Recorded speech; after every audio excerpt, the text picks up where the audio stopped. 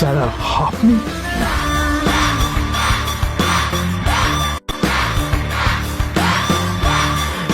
Extremely sorry sir. Sir sir আপনি একটা inform করেননি কেন আমাকে? আপনি আসবেন জানলে তো আমি নিজে রিসিভ করতে আসতাম আপনাকে। ছি ছি ছি ছি ছি ছি। ঠিক আছে, আপনি ব্যস্ত হবেন না প্লিজ। জানোইনি কে? নিজের বসকে এভাবে একজন ভিখারিকে হাতে পায়ে ধরতে দেখে গার্ডটিও অবাক হয়ে গেল। আরে sir sorry sir, extremely sorry. আপনি আমার সঙ্গে আসবেন। সরি স্যার, সরি ভুল হয়ে গেছে স্যার। সালাম স্যার। নীল কি তবে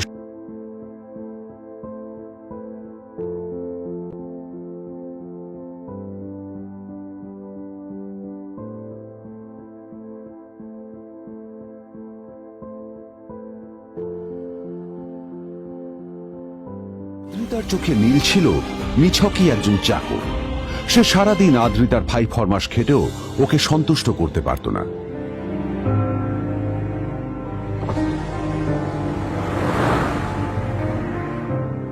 এত কিছুর পরেও কেন একজন ধনী বাবা তার মেয়েকে গরিব ছেলের সাথে বিয়ে দেন?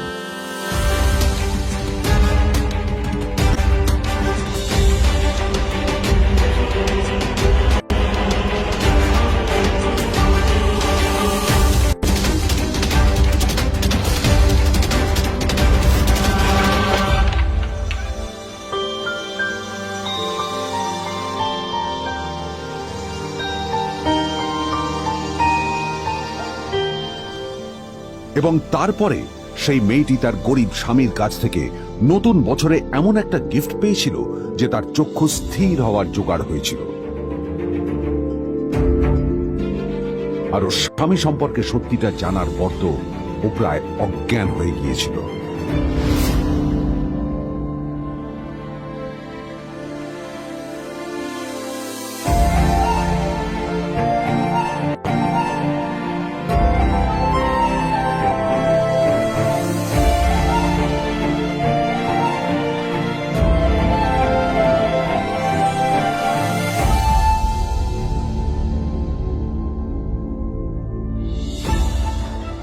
আমার বাবা সবচেয়ে বড় ভুল করেছে তোমার মতো একটা গরিব ছেলের সাথে আমার বিয়ে দিয়ে।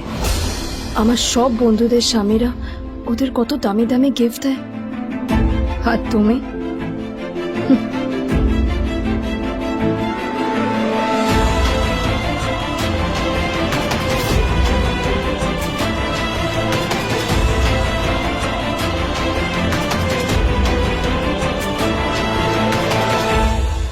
আদ্রিতা তার বাবার কথায় নীলকে বিয়ে তো করেছিল, কিন্তু ও শর্ত দিয়েছিল যেন বাড়ির বাইরের কেউ না জানতে পারে যে নীল ওর স্বামী। নীল ওই বাড়িতে ঘর জামাইয়ের মতো থাকলেও ও যেন ওখানে একজন চাকর ছিল। সবাই ওকে অপমান করত। ওই বাড়িতে না ও ঠিক মতো খাবার পেত, আর না ওর কোনো আলাদা ঘর ছিল। কখনো কার্পেটের উপর ঘুমোতো, তো কখনো আবার পোষা কুকুরের ঘরের পাশে নীলকে ঘুমোতে হতো।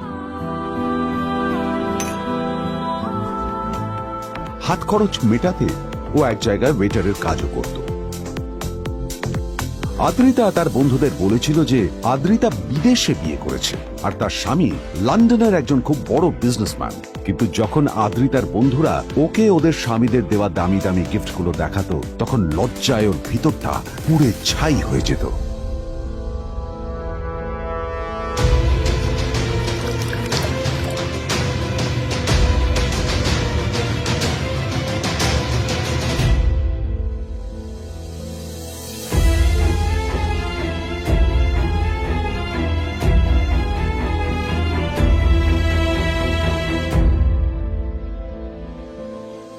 এই যে শোনো, নিউ ইয়ারে আমার একটা গিফট চাই তোমার থেকে। আর গিফটটা যেন দামি হয়, হ্যাঁ মানে খুব দামি, কয়েক লাখ টাকা। ওকে? কয়েক লাখ টাকা? কিন্তু অদ্রিতা, এত টাকা আমি একসাথে কখনো দেখিনি। তোমাকে এত দামি গিফট আমি কি করে দেব? এটা তো তোমার বিয়ে করার আগে ভাবা উচিত ছিল। একজন পুরুষ মানুষ হয়ে নিজের স্ত্রীর এইটুকু ইচ্ছা তুমি পূরণ করতে পারবে না? স্ত্রীর এই কথাগুলো নীলকে আহত করে। নিঃশব্দে ওখান থেকে চলে যায় নীল।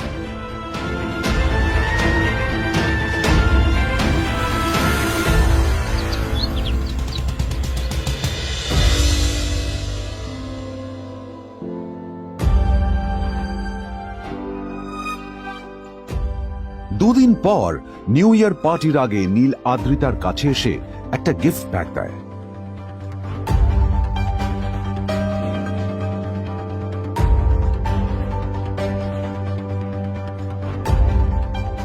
আদ্রিতা মুখ বেজার করে বাক্সটা খুলল, তবে তারপর বাক্সের ভেতরে গিফটটা দেখতেই ও চমকে গেল।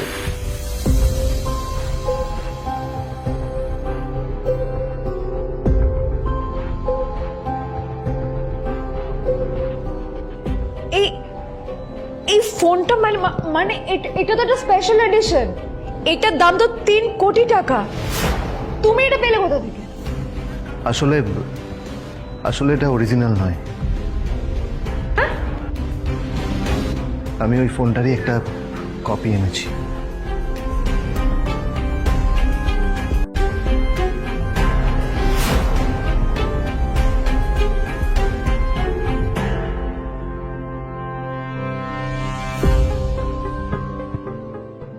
কিন্তু আদ্রিতার নীলের কথা একটু সন্দেহ হয়, কারণ ফোনটা দেখে একেবারেই আসল বলেই মনে হচ্ছিল। পরের দিনই আদ্রিতা ওই কোম্পানির শোরুমে গেল। এই ফোনটা একটু দেখুন না প্লিজ। ওয়াও, আচ্ছা ম্যাম, আপনি কি মিস্টার রয় চৌধুরীর বন্ধু? কে মিস্টার রয় চৌধুরী? ও আপনি কি ওই রয় চৌধুরী গ্রুপ অফ ইন্ডাস্ট্রিজ এর মালিকের কথা বলছেন? হ্যাঁ। না না, আমি ওনাকে চিনি না। আমি কেন, আমার মনে হয় কেউই ওনাকে চেনে না। বড় বড় মানুষেরাই ওনা দেখা পান না। আমিও কোনোদিন ওনাকে দেখিনি, কিন্তু সাডেনলি আপনি এই প্রশ্নটা করলেন কেন? অ্যাকচুয়ালি ম্যাম, আপনার হাতের এই ফোনটা আসলে এটা ফোনের স্পেশাল এডিশন। এই কাটিং, এই ডিজাইন, এই লোগো, এটা জাল করা ইজ নেক্সট টু ইম্পসিবল। আর গোটা ভারতে বিক্রি হওয়া এই ফোনের সেকেন্ড পিস এটা, যেটা মিস্টার রয় চৌধুরী কিনেছিলেন। সেজন্য জিজ্ঞেস করছি ম্যাম, আপনি এই ফোনটা কোথা থেকে পেলেন? তবে কি নীলই মিস্টার রয় চৌধুরী, নাকি নীল এই ফোনটা চুরি করেছে? বেকার নীলের কাছেই কোটি টাকার ফোন কোথা থেকে এলো? নীলের সত্যিটা তাহলে কি? আর ও যদি সত্যি বড়লোক হয়ে থাকে, তবে ও নিজের শ্বশুর বাড়িতে খরচামাই হয়েই বা থাকে কেন? আদ্রিতা এসব কথাই মনে মনে ভাবছিল, তবে আদ্রিতার বিশ্বাস ছিল যে কোনো না কোনো মতলব করেই নীল এই ফোনটা আদ্রিতার জন্য নিয়ে এসেছিল। কিছুদিন পর আদ্রিতা সেই ফোনটার কথা ভুলে গেল। নীল সকাল সকাল ঘুরতে বেরিয়েছে বাইরে।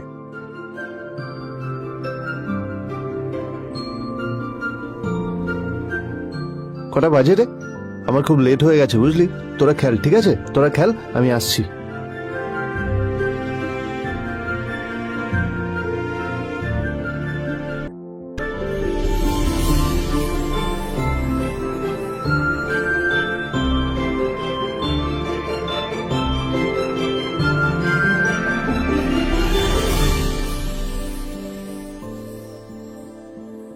নীল, জল পড়ছে না কেন দেখো না। নীল, নীল, নীল কোথায় গেল? নীল,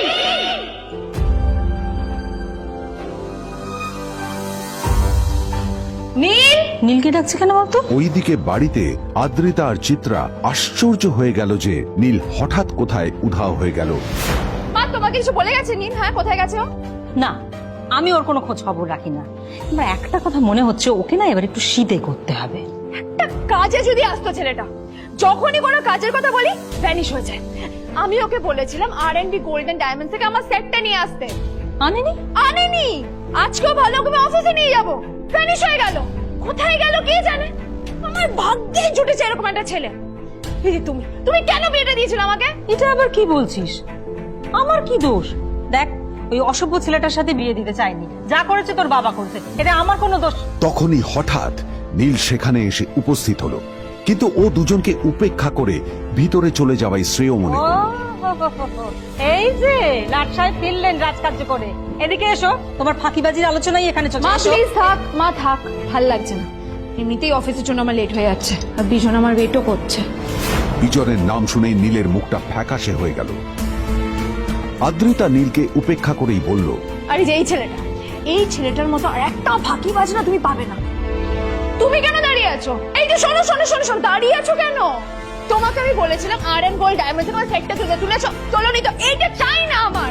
তুমি আমার সাথে অফিসে যাবে, ফেরার পথে তুমি সেটটা নিয়ে আসবে। তোমার জন্য সবসময় লেট হয়ে অফিসে, তোমার জন্য বিরক্ত লাগে। আর ব্যাগটা নিয়ে ওর পেছন পেছন কোথায় যাচ্ছ? যা দিয়ে ওখানে রেখে এসো। নীল চিত্রার সাথে মাঝে মাঝে ঝগড়া করলেও তার স্ত্রী আদ্রিতার সাথে ও কখনো ঝগড়া করত না। সত্য সব অপদার্থ।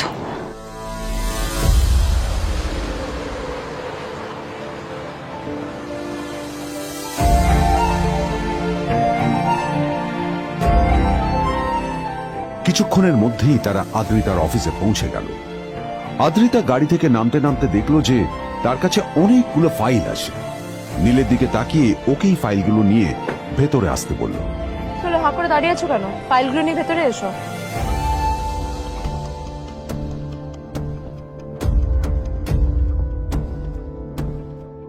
আদ্রিতা যখন ওর ক্যাবিনে পৌঁছলো তখন দেখলো সেখানে আগে থেকেই ওর বন্ধু এবং বিজনেস পার্টনার বিজন বসে ওর জন্য অপেক্ষা করছে।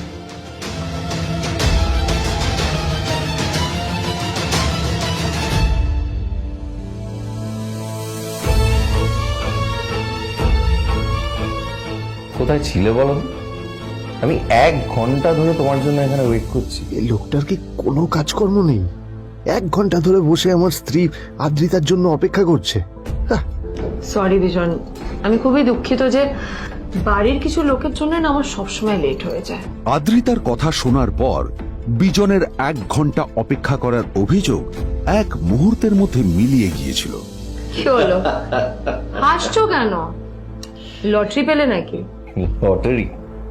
হ্যাঁ, তুমি আসা মানে আমার কাছে লটারির থেকেও বেশি দাম। তবে তার থেকে কিঞ্চিত কম দামি একটা গিফট আমি তোমার জন্য এনেছি।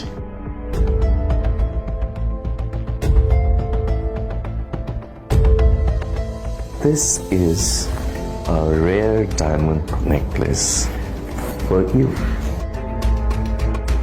এটা আমার জন্য? সত্যি? এই শহরে এটা খুঁজে পাওয়া খুব বিরল। Just like you. Like it? Thank you. You're welcome. Thank you for the gift. আসি তাহলে এখন।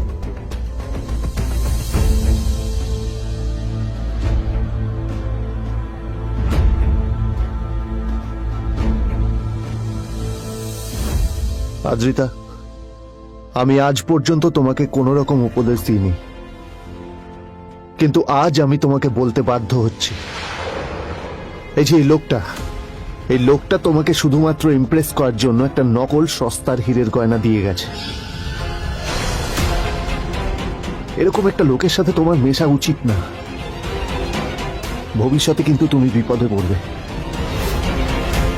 আদ্রিতা, আমি তোমাকে কথা দিচ্ছি, আমি তোমার জন্য আসল রেয়ার একটা হীরের গয়না এনে দেবো, এর চেয়েও দামি, এর চেয়ে অনেক অনেক বেশি দামি। তার জন্য আমাকে যাই করতে হোক না কেন, আমি তোমাকে একদিন ঠিক এনে দেবো, ঠিক এনে দেবো তোমাকে। তাদের বিয়ে হয়েছে 2.5 বছর। এর মধ্যে প্রথমবার তার মনে হলো নীল তার জন্য লড়াই করছে। নীলের এই রূপটা দেখে আদ্রিতা চমকে গেল। আজ প্রথমবারের মতো আদ্রিতার মনে প্রশ্ন এলো, নীলকে নিজের থেকে দূরে সরিয়ে রেখে আমি কি কোনো ভুল করছি? না না, এটা আমি কি ভাবছি? বিজন আমার বিজনেস পার্টনার, ও আমাদের মেইন ইনভেস্টর। নীলের এই অ্যাকশনের কারণে বিজন আমার কোম্পানি থেকে ব্যাক আউট করে গেলে কি হবে? না না না না না, নীলের জন্য আমি আমার এত বছরের পরিশ্রমকে জলে দিতে পারি না। আমার নীলকে নয়, আমার বিজনকে প্রয়োজন। এইসব ভাবতে ভাবতে আদ্রিতার নীলের ওপর রাগ হতে শুরু করে। আদ্রিতার রাগ তখন চরমে উঠে যায়। আজ প্রথমবার নীল আদ্রিতার সাথে খারাপ ব্যবহার করেছে। How dare you! তোমার এত বড় সাহস! হ্যাঁ, তোমাকে কে অধিকার দেয় বলো তো যে তুমি আমারই অফিসে দাঁড়িয়ে আমাকেই এতগুলো উল্টোপাল্টা কথা তুমি শোনালে? তোমাকে এখানে আনাই আমার ভুল হয়েছে। সবচেয়ে বড় ভুল হয়েছে। এবার চুপচাপ এখান থেকে বেরিয়ে যাও, right now. Get out. Neel আদ্রিতার এই কথার কোনো উত্তর দিল না। নীল জানতো যে ও যতই কথা বাড়াবে আদ্রিতা ততই বেশি রেগে যাবে। আদ্রিতা যেন তেন ভাবে নিজের রাগ চেপে ব্যাপারটা ওখানেই শেষ করার চেষ্টা করলো, কিন্তু ও তো জানতো না যে ব্যাপারটা তখন সবে শুরু হয়েছে। কি হলো, শুনতে পাচ্ছিস না? কালা নাকি? আমারই সামনে দাঁড়িয়ে আমার কেনা গিফট নিয়ে তুই মজা করলি? কত বড় সাহস রে তোর! নিজেকে তো বিক্রি করে দিলে ওরকম একটা ডায়মন্ড নেকলেস তুই কিনতে পারবি না। তোর এই গরিবের পারফিউম, সস্তা শার্ট, পায়ে একটা ফাটা চপ্পল নিয়ে নিজেকে বড় হিরো মনে করছিস? তোর নিজের কত দাম সেটা তোর নিজের জানা উচিত। Zero, big zero. সালা খরচা মাই। চল।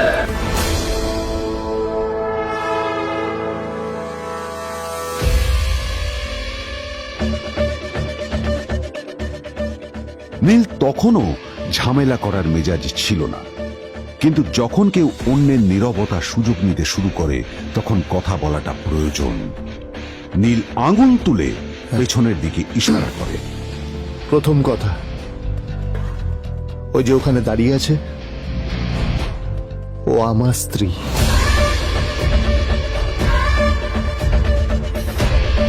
তাই আমার স্ত্রীকে তোমার নেকলেস দেওয়ার কোনো অধিকার নেই। ওকে যদি নেকলেস দিতে হয় তাহলে আমি দেব। তাই এসব ফ্রডগিরি বন্ধ করো। আর দ্বিতীয় কথা, যার পকেটে পয়সা নেই ঝনঝন আওয়াজ করা তার মানায় না।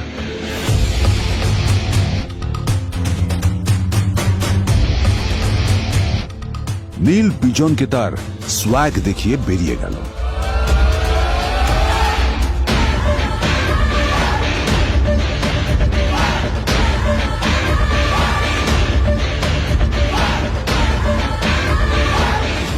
আদ্রিতার রাগে গজগজ করছিল। ওর জ্বলন্ত চোখের সামনে শুধু নীলের মুখটা ভেসে উঠছিল। ও যতই নীলের কথা ভাবছিল ততই ওর রাগ বেড়ে যাচ্ছিল। গত কয়েক মাস ধরে আদ্রিতার কোম্পানির অবস্থা একেবারেই ভালো ছিল না। আদ্রিতা তা সামলানোর আপ্রাণ চেষ্টা করছিল। কি যে করবেও সেইটাই বুঝে উঠতে পারছিল না। তারপর বিজনের সাথে ওর দেখা হলো, আর তখনই বিজনের সাথে ওর বন্ধুত্ব হলো। বিজন একটা খুব বড় পরিবারের সদস্য। আজ বিজন শুধুমাত্র আদ্রিতার কোম্পানির একজন বিজনেস পার্টনারই নয়, সাথে বড় ইনভেস্টরও। আর শুধুমাত্র বিজনের কারণেই আদ্রিতার কোম্পানি এখনো চলছে। এই কোম্পানির সমস্ত লস বিজনই বহন করে এবং আদ্রিতারও ওকে তাই খুব প্রয়োজন। বিজনের সাথে বন্ধুত্ব করা আদ্রিতার পক্ষে সহজ কাজ ছিল না। অনেক কাঠখড় পুড়িয়ে আদ্রিতা ওর কাছাকাছি এসেছিল। সবকিছু ঠিকঠাকই চলছিল, সবকিছুই আদ্রিতার প্ল্যান অনুযায়ী হচ্ছিল, কিন্তু নীল আজ এসে সবকিছু নষ্ট করে দিল। জাস্ট কি দরকার ছিল বুঝতে পারছি না। কি দরকার ছিল নীলের বিজনকে এতগুলো কথা শোনানোর? এবার বিজন আমাকে টাকা দেবে কিনা সেটাও জানি না। আমার কোম্পানিতে ইনভেস্ট করতে চাইবে কিনা সেটাও বুঝতে পারছি না। কি করব?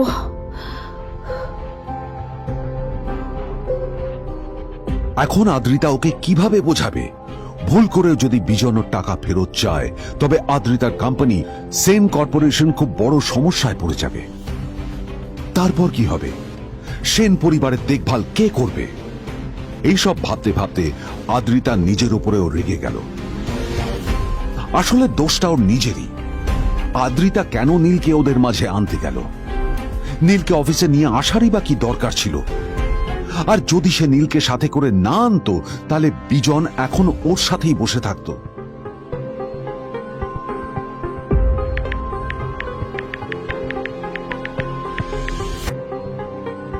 প্যামেলা, আমি মিটিংয়ে বেরোবো, আমার চেঞ্জটা একটু নিয়ে এসো প্লিজ। Thank you. আর অন্যদিকে সেন কর্পোরেশনের অফিস থেকে বেরিয়ে নীলের খুব ফুরফুরে লাগছিল। তখনই হঠাৎ ওর ফোনটা বেজে উঠল। ফোনটা ছিল মিস্টার রায় চৌধুরীর। তিনি ছিলেন শহরের সব থেকে বড় বিজনেসম্যান। হ্যাঁ মিস্টার রায়চৌধুরী, আমি আপনাকেই ফোন করতে যাচ্ছিলাম। আমি একজন বিশেষ লোক লোকের সাথে তোমার একটা মিটিং ফিক্স করেছি। ওর অ্যাড্রেস আমি তোমাকে টেক্সট করে দিয়েছি। আমি চাই তুমি ওই লোকটার সাথে মিট করো। ঠিক আছে, আমি যে কোনো কারোর সাথে দেখা করতে পারি, কিন্তু তার জন্য আপনাকে আমার দুটো শর্ত মানতে হবে। প্রথমটা, আমার জন্য একটা রেয়ার হীরের নেকলেস আপনাকে জোগাড় করে আনতে হবে। আর দ্বিতীয়টা, আমি আপনাকে টেক্সট করছি, এটাও কিন্তু একই রকম জরুরি। এই দুটো কাজ আপনাকে যত তাড়াতাড়ি সম্ভব করে ফেলতে হবে আমার জন্য, ঠিক আছে? তোমার অ্যাকাউন্টে কিছু টাকা পাঠিয়েছি, কিছু জামা কাপড় কেন, যাতে তুমি ভদ্র সমাজে আসার যোগ্য হও আর তোমাকে আমি স্বামীর পরিচয় দিতে লজ্জা না পাই। তোমার কারণে আমার পরিবার লজ্জা পাবে, আমি সেটা চাই না। যখনই দেখি তখনই তুমি ভিখিরির মতো ছেঁড়া ফাটা জামা কাপড় পরে থাকো। আসলে আদ্রিতার বাড়িতে আজ ফ্যামিলি ডিনার পার্টি ছিল, আর শেষবার নীলের জন্য ওকে অনেক ঝামেলা পোহাতে হয়েছিল। মেসেজ পড়ে নীল ফোনটা নিজের পকেটে রেখে রাস্তার ধারে গিয়ে একটা ট্যাক্সি থামানোর জন্য হাত বাড়িয়ে দিল। নীল ট্যাক্সি ধরে গোল্ডেন সিটি অ্যাভিনিউর দিকে বেরিয়ে পড়ল। গোল্ডেন সিটি অ্যাভিনিউ শুধু কলকাতারই নয়, এটা ছিল সারা পশ্চিমবঙ্গের সবচেয়ে বিলাসবহুল সোসাইটিগুলোর মধ্যে একটা। আসলে এই সেই জায়গা যেখানে মিস্টার রায়চৌধুরী আজ তার জন্য গোপন মিটিং ফিক্স করেছিলেন। কিন্তু নীল কার সাথে দেখা করতে যাচ্ছে এ সম্পর্কে ওর কোনো ধারণাই ছিল না। যখন নীল সেখানে পৌঁছলো, পুলভিলার বাগানে বসে থাকা লোকটিকে দেখে রাগে নীলের রক্ত ফুটতে শুরু করলো। নীল ওখানে না দাঁড়িয়ে বেরিয়ে গেল। তখনই হঠাৎ একটা মেসেজ এলো। আসলে আজ আদ্রিতার ফ্যামিলি গ্যাদারিং এ যাওয়ার আগে নীলকে ওর হাই স্কুলের রিইউনিয়নেও যেতে হতো। গ্র্যাজুয়েশনের পর এত বছরে এই প্রথম নীল তার কোনো কলেজ বা স্কুলের রিইউনিয়নে যাচ্ছে। এতগুলো বছরে নীল তার কোনো বন্ধুর সাথেই দেখা করেনি। নীলের তার পুরনো সহপাঠীদের কথা মনে পড়তে লাগলো, যাদের সাথে ও স্কুলে মজা করত। আজ আবার ওদের সকলের সাথে নীলের দেখা হবে।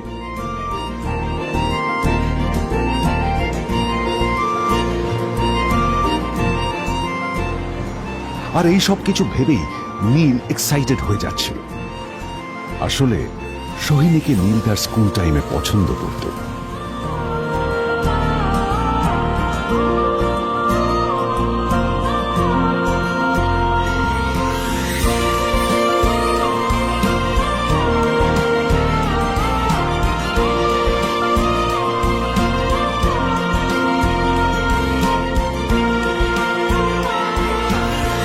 অন্যদিকে সেম কর্পোরেশনে ইনভেস্টরদের সঙ্গে আদ্রিতার মিটিং একেবারেই ভালো যায়নি। তাকে দেখে বেশ গম্ভীর মনে হচ্ছিল।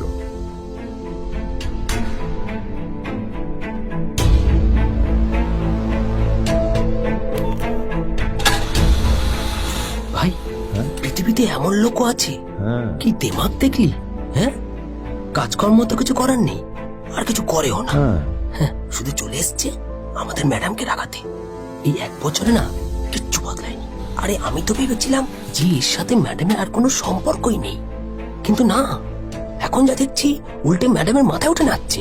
আমার মাঝে মাঝে মনে হয় এদের দুজনের বিয়ে কিভাবে হলো।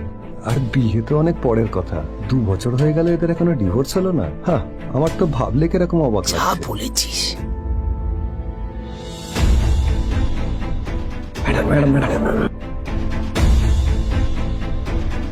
অফিসে চলতে থাকা এইসব কথা শুনে আদ্রিতার আরো রাগ হলো। আদ্রিতা ক্যাবিনে যাওয়ার পরে রাগকে নিয়ন্ত্রণ করা ওর পক্ষে আরো কঠিন হয়ে গেল। ও তখন বুঝতেই পারছিল না যে ওর রাগ কিভাবে নিয়ন্ত্রণ করবে। আদ্রিতা এটাও ভাবছিল যে নীলের জন্য ওকে আর কত অপমানিত হতে হবে। এসব ভাবতে ভাবতেই আদ্রিতার চোখ গেল ওর বাবার ছবিটার দিকে।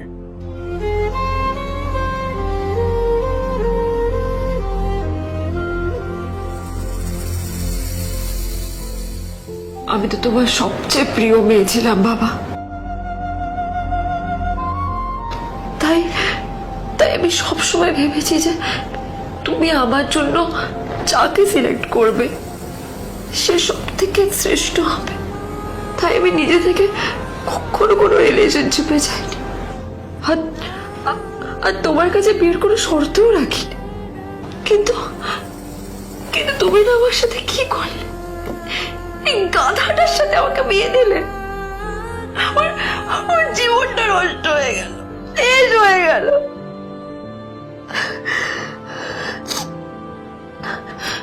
আমি যদি একটু জানতাম যে ও ও কিছু করে না, ঘর চাপাই হয়ে থাকবে, এইসব কাজকর্ম করে, তাহলে আমি কোনোদিনই বিয়েতে রাজি হতাম না বাবা, কোনোদিন না, কোনোদিন।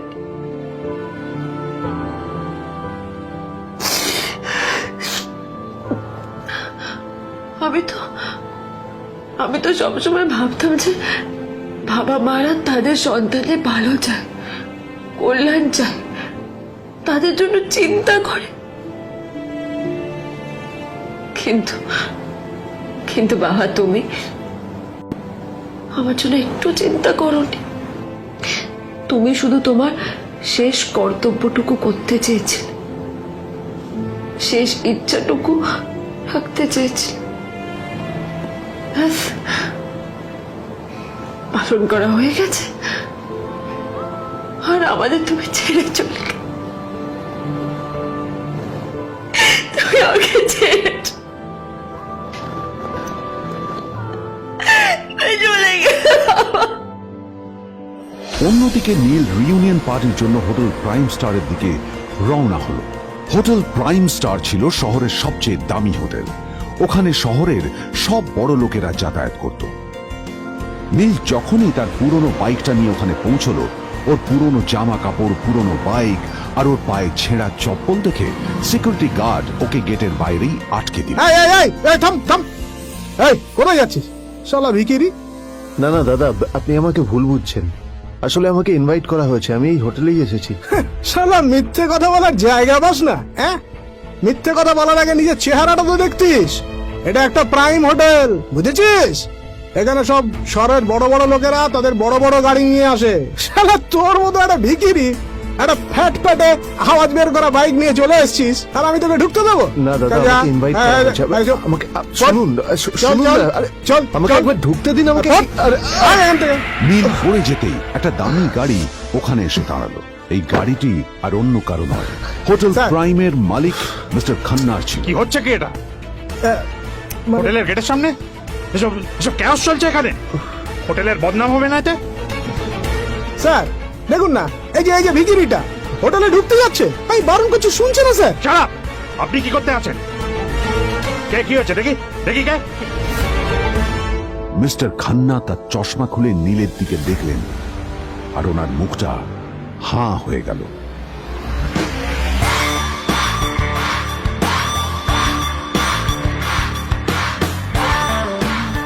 নীল স্যার, আপনি?